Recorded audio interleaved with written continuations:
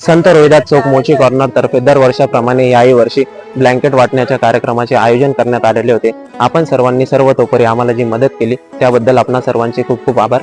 धन्यवाद. हीच मुची प्रार्थनान हेच मुचे मागणी, हीच मुची प्रार्थनान हेच मुचे मागणी. माणसाने माणसाशी माणसा सम वागणे,